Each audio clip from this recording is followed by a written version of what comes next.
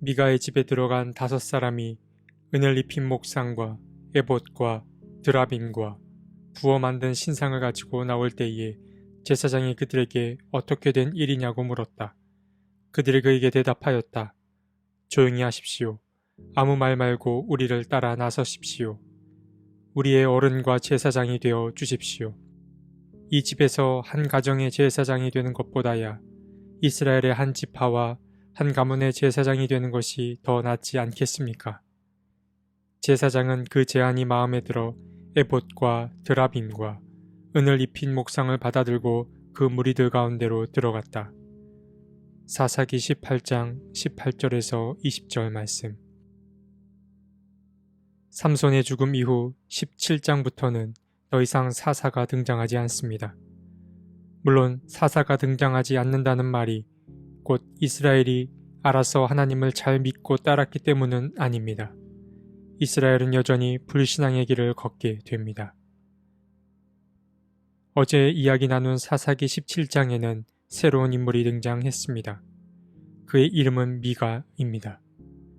그는 과거 어머니의 돈 은 1100냥을 훔친 적이 있었고 이 사실을 몰랐던 어머니는 자기 돈을 훔쳐간 사람을 저주했습니다. 범인이 자기 아들임을 알게 된 어머니는 저주를 철회하기 위해 아들이 갚은 돈을 주님께 바치기로 결정합니다.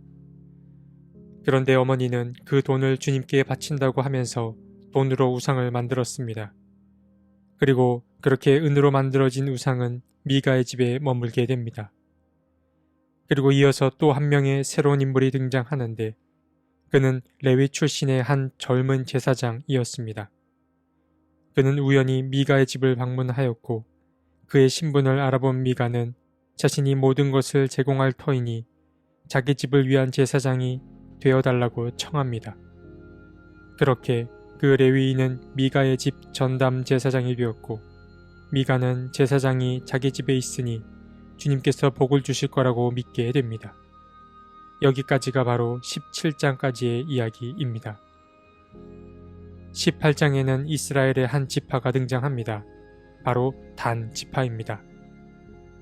단 지파는 계속된 위협과 전쟁으로 자기 몫을 아직 받지 못한 지파입니다. 그래서 그들은 자신이 정착할 땅을 찾기 위해 5사람을 뽑아 정찰을 보냅니다. 그러다가 그들은 미가의 집에서 하루 묵게 되고 그곳에 있는 젊은 레위인을 만나게 됩니다. 단지파 사람들은 하나님이 자신들과 함께하고 계신다는 그 레위 사람의 말에 확신을 갖고 앞으로 나아갑니다. 그렇게 그들은 미가의 집을 떠나 라이스라는 곳에 도착합니다. 평화롭고 안전한 마을 라이스는 그들 마음에 들었고 그곳을 자신들의 터전으로 삼기로 결정합니다. 그래서 단 사람들은 라이스를 점령하기 위해 600명의 군대를 이끌고 라이스로 향합니다. 라이스로 향하던 단지파 사람들은 미가의 집에 있던 은으로 만든 목상과 다양한 제사용품 생각이 났습니다. 그들이 이 우상을 떠올렸다는 것은 이미 단지파 사람들이 불신앙의 길에 들어선 것이라고 볼 수 있습니다. 그들은 미가의 집에 있던 우상의 물건들을 다 챙긴 뒤에 젊은 제사장을 꼬드기기 시작합니다. 그들은 거절하기 힘든 권력의 욕구를 건드립니다. 한 가정의 제사장보다 한 가문의 제사장이 더 낫지 않겠냐며 그를 유혹했습니다. 권력욕은 나이의 많고 적음과 상관없습니다. 권력욕은 아주 힘이 셉니다. 단지파의 제안이 마음에 든 이 젊은 레위인은 그들을 따라 나섭니다. 미가는 나중에야 이 사실을 알게 되지만 600명의 무력 앞에 아무런 힘도 쓸 수 없었습니다. 결국 단지파 사람들은 평화로운 마을 라이스를 함락시킵니다. 그리고 그 성의 이름을 라이스에서 단으로 바꿔버립니다. 그렇게 단지파 사람들은 방황하던 삶을 벗어나 단이라고 하는 곳에 정착하게 되었고 그곳에 미가의 집에서 가져온 우상 또한 두게 됩니다. 오늘 본문에는 몇 가지 작은 유혹들이 등장합니다. 그리고 그 작은 유혹들이 죄가 유입되는 통로가 됩니다. 먼저 첫 번째 유혹은 미가의 엄마가 받은 유혹입니다. 미가의 어머니는 아들의 저주를 없애기 위해 아들이 갚은 돈을 온전히 주님께 바칩니다. 그런데 주님께 바친다고 하면서 그 돈으로 은 우상을 만들었습니다.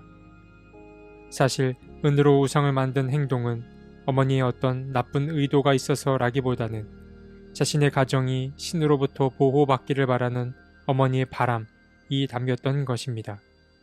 하지만 이 은이라고 하는 것과 나무 목상이라고 하는 것이 집안에 작은 틈을 만들어서 결국 단지파의 걸림돌까지 되게 만들었습니다. 두 번째 유혹은 단지파가 받은 유혹입니다. 정찰꾼들의 작은 탐심으로 단지파 전체가 하나님 앞에 불신앙의 길을 걷게 됩니다. 그들은 라이스로 향하던 중에 미가의 집에 들렀고 그 집에 있던 신상들이 마음에 들어 자신들의 소유로 삼게 됩니다. 결국 단지파는 미가의 우상을 받아들이므로 또 한 번 하나님의 마음을 아프게 만들었습니다. 마지막 유혹은 젊은 제사장이 받은 유혹입니다. 그는 한 가정의 제사장보다 한 가문의 제사장이 더 좋지 않겠냐는 단지파의 말에 넘어갑니다. 그도 이 권력욕에 넘어감으로 단지파와 함께 불신앙의 길을 걷게 됩니다. 우리는 누구나 유혹에 넘어갑니다. 우리는 인간이기에 유혹에 넘어갈 수밖에 없습니다. 작은 틈으로 유혹이 들어오면 걷잡을 수 없게 커지는 게 유혹이 가진 힘입니다. 유혹을 이기기란 쉽지 않습니다. 그래서 우리에게 필요한 것은 하나님의 도움입니다. 오늘 하루도 하나님께 자신을 내어드림으로 크고 작은 유혹들을 이겨내는 저와 여러분이 되었으면 좋겠습니다. 하나님, 우리를 도와주십시오. 작은 유혹에도 흔들리는 우리를 붙잡아 주십시오. 작은 시험에도 넘어질까 두렵습니다. 주님, 담대히 살아가되 늘 깨어있는 그리스도인이 되게 해 주십시오. 아멘.